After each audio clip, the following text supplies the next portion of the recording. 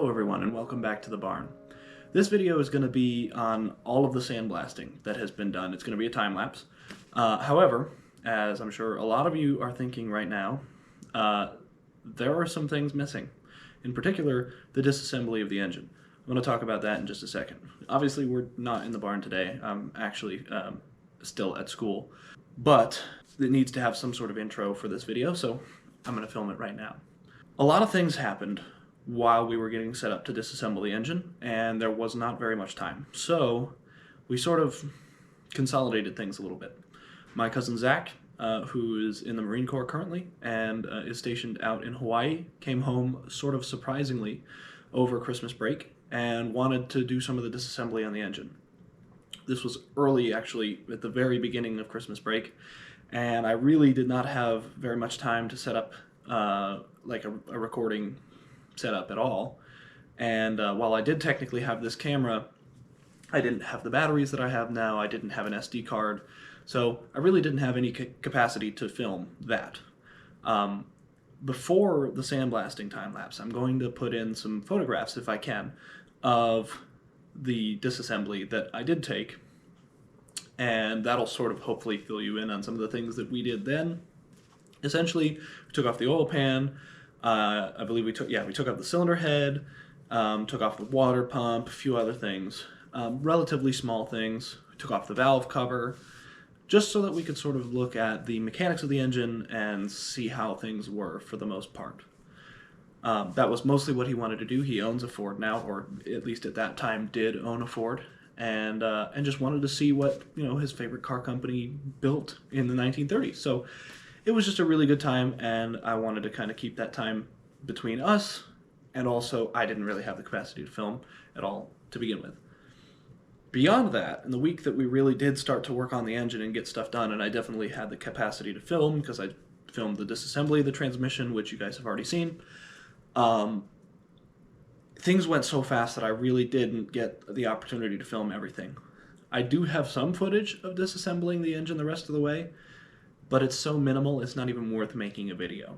And the footage is not very good anyway, so I'm not even going to put it in as clips in a video. Instead, I'm just going to sort of put in some of the pictures that I took over time. You already saw from the previous video on the disassembly of the transmission all of the components from the partial disassembly put together. Plus there was kind of like two disassembly periods. There was the first time where we actually disassembled things, took the pistons out and whatnot, and then we kind of put things back together to do the evaporust in the coolant system. So a lot of different things happened that sort of made filming the disassembly of the engine difficult. So now moving on to what we've done, where the project is at as of the uploading of this video, as of what you guys know. I won't get into what I know, but as of what you guys know. So essentially at this point the entirety of the engine has been disassembled. All of the components that needed to be sandblasted in the engine and transmission had been removed and were ready for sandblasting. The bearings inside the engine were of very good tolerance, both the connecting rod and the main bearings. The connecting rod bearings had at minimum 8 to 10 shims in every single connecting rod bearing. They were in phenomenal shape, as if they were brand new, along with most of the other tolerances and bearing surfaces within this engine. The main bearings also looked very new. However, they did not have as much shim material, which makes me believe that they were new at one point, but were not new at the last restoration. That leads me to believe that this engine may have been restored twice, which would make a lot more sense. So the main bearings were in very good shape, but they only had 3 shims in each.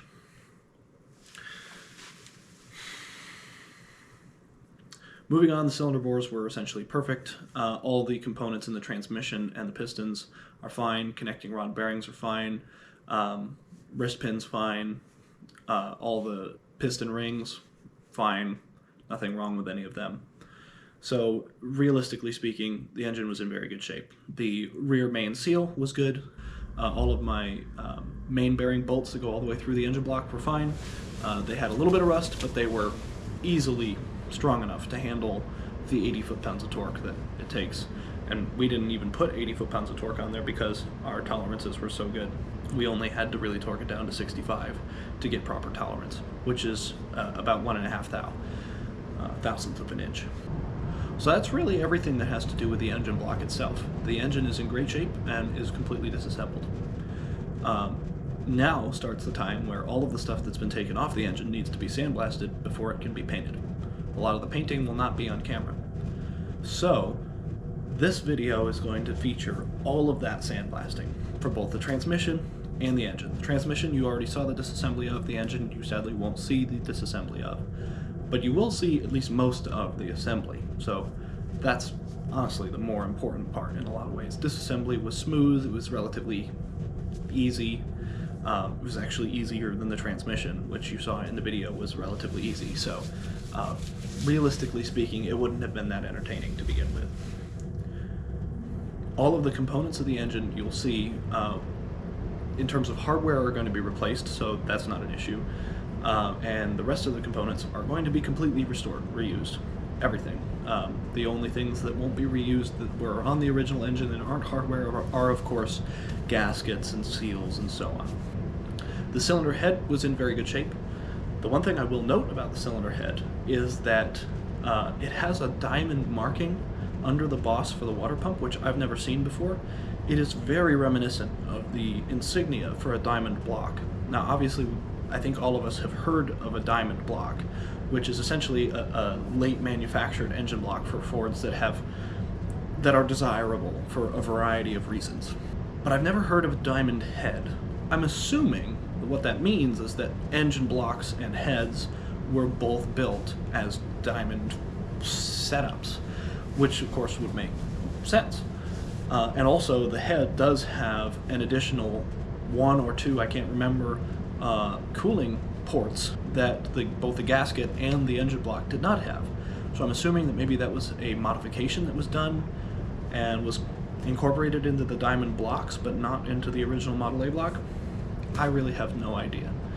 However, that cylinder head did have an insignia that looked similar to a diamond block insignia under the boss for the water pump housing. What that means, I don't know. If any of you know, please comment. I would love to learn more about that. So please let me know. All of the equipment used to reassemble the engine, you will see, for the most part, is new hardware. All the gaskets are new. It'll be a copperhead gasket. You'll see all of that, so I don't really have to explain any of that. The sandblasting process went very smoothly. I did modify the sandblaster quite a bit. I had to set up an agitator in the basin so that I would feed media more properly. Turns out in the first sandblasting video, the last video for you, I had a major clog in the feed tube for the gun, which means that what took me essentially 35 minutes, 45 minutes to do that whole part would have taken me like 4 or 5 when most of the sandblasting that you'll see in this video was done. So that's pretty extreme, but with the modifications that I made, it was very, very good. And I had plenty enough air with my new air compressor setup. I built a manifold and hooked that up to a surge tank, which is just a tank that sort of serves as additional reservoir space to protect from surges of pressure differential. So like if I all of a sudden start using the sandblasting gun and I have a relatively small tank, then a bunch of that pressure is going to surge out, and then I'll be left with slightly lower pressure to begin with and other things. So with that in mind, I got a portable air tank from Harbor Freight and used that as a surge tank and set up a manifold with 2 air compressors, the original 6-gallon pancake Porter cable compressor that I had, and then another Porter cable compressor that's a 4.5-gallon like on-site compressor, and so it had I think 6 SCFM. Anyway, more air output. I think it's 2.6 and 6 SCFM of output, which was enough to run the sandblaster continuously for about 3 minutes above 90 psi, with the whole system back there being set up for 125 psi, 90 psi at the regulator on the cabinet, and then 150 psi in both the tanks. So overall, a lot of air. It was very impressive for the setup, how much air I had and how well the sandblaster worked. So overall, that was relatively seamless. Sandblasting the engine, you'll see, went very well. It was cleaned very thoroughly. Hours of work went into making sure that engine was completely spotless of media. There was nothing left anywhere. All the tolerances are fine. All the surfaces look great. Nothing was damaged. The main bearings are perfect. So it went exactly as we had all hoped it would, which is extremely exciting and a very big load off of my shoulders, to say the least. During this process, we did also set the engine up on its side. As you saw before, the engine was mounted like a modern engine is mounted typically to an engine stand by the bell housing or flywheel housing in this case. However, the engine did need to be turned so that we could take the flywheel off and get the crankshaft out and get to the main bearing, the rear main bearing, and so on and so forth, remove the flywheel housing from the engine block to be sandblasted independently. So that did happen. I built a jig for the engine to be turned on its side using some angle iron and a few other things. That has been very successful. The coolant system was very successful with the evaporust, and I did also get in there by hand and chisel some of the rust off the side using a screwdriver and a small rubber mallet. My mother also helped with that, spent about an hour and a half, maybe even 2 hours doing that too, so thank you to her. Overall, the coolant system is okay. It's much better than it was, much better than it was, but not quite satisfactory to me. The plan is to refill the coolant system with evaporust once the engine is back in the car and fully assembled. Hopefully that should take care of all of the rust that is in there. Not all of it, but as much as possible, to the point where I won't be worried about hot spots or anything else. However, I'm very glad that we did what we did, because probably a good half to 3/4 of the rust that was in there before is now gone, and I have visual proof that it is gone from the entire coolant system, which I would not have had I just filled it with evaporust from the beginning, because I couldn't see inside the whole coolant system. So I am very happy that I did it the way I did, and I think that we will be successful on the second round, especially with warmer temperatures, seeing as it was about 50 degrees in the barn, maybe, for the most part, a little bit warmer every once in a while, and boy, it was a struggle to keep it that warm because it was like 8 degrees outside most of the days over Christmas break. So it was very cold, and being a chelation agent, evaporust does not work particularly well in the cold. So it did surprisingly well for the conditions. As said previously in the transmission episode, there was one component that was identified in the transmission that was worn out, and that was the hub that the throw-out bearing is pressed onto. That was at one point spun. That was replaced. You'll see that in the transmission reassembly, which I also have filmed. That'll probably be next week, if not later this week.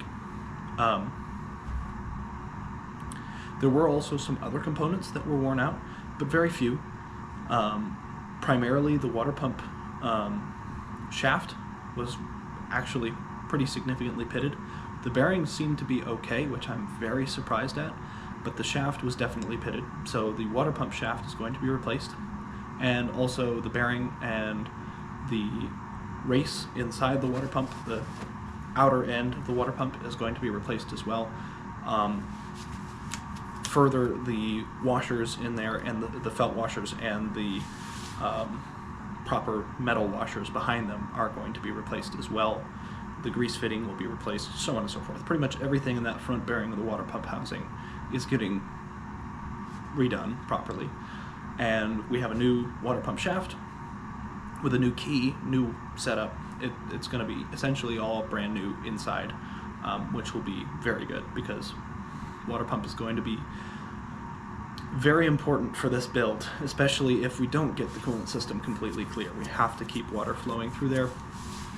The tolerances in the head for the water pump are fine. The bearing surface, the thrust bearing surface on the inside of the head is good. It's plenty enough metal still there to support that thrust, and also it does not contact the head from what I can tell. We'll see when it's fully assembled if it does, but I don't think it's going to. And even if it does, we can always take it out and shave those down a little bit so that it doesn't contact the head. I think in this case, especially with this particular car, it is going to be extremely important, seeing as I'm going to use it a lot, to have a coolant system that works very effectively. And I think keeping those tolerances pretty tight in the water pump, especially to begin with, is going to be crucial to making sure that this car cools properly and that it can be used as much as I plan on using it. The oil pump was redone and everything is set up again. The spring is in its proper location and the bolt that was holding it in before has been removed. It was damaged very minimally, but not to the extent that it would be a problem. So the oil pump is the original one. It has had a new mesh and other things put in place. I'm not sure if you will see that, but that was all done. The oil pump is in good shape and everything seems to be turning as expected and pumping as expected. It has been tested. With that in mind, I believe that is everything that has to do with the engine up to this point. So let's get right in to the sandblasting.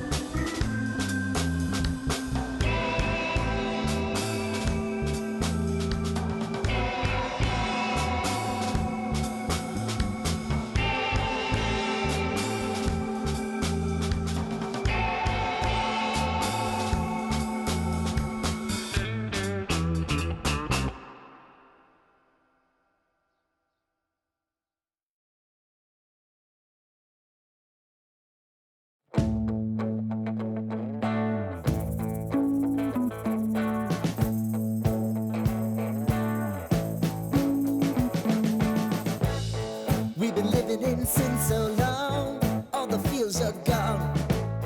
Fella stopped me on the street last night, said everything's alright. Roller coaster, make it through the day, I'm right. It seems your meal ticket is gone, but life goes on. I could never imagine something better. Yeah, right. Now you're cooking on high heat in the middle of the street. Roller coaster, take me to a better time. Let's go. All sing your high line with the roller coaster of life. Yeah. It's time to all choose your timeline on the roller coaster of life.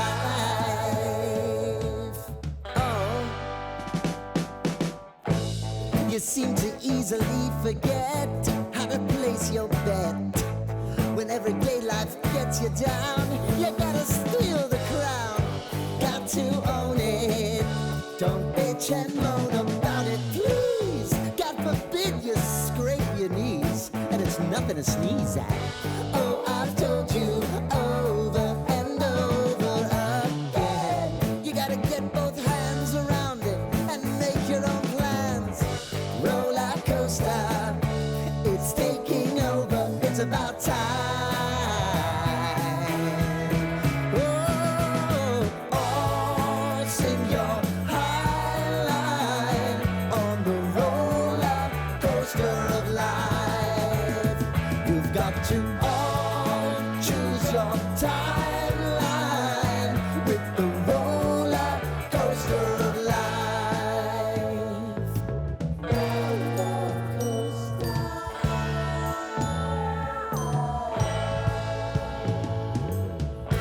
I want to go down the rabbit hole, down the rabbit hole of life.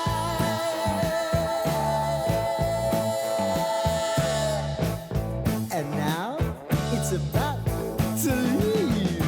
Oh, roller coaster. Oh, roller coaster.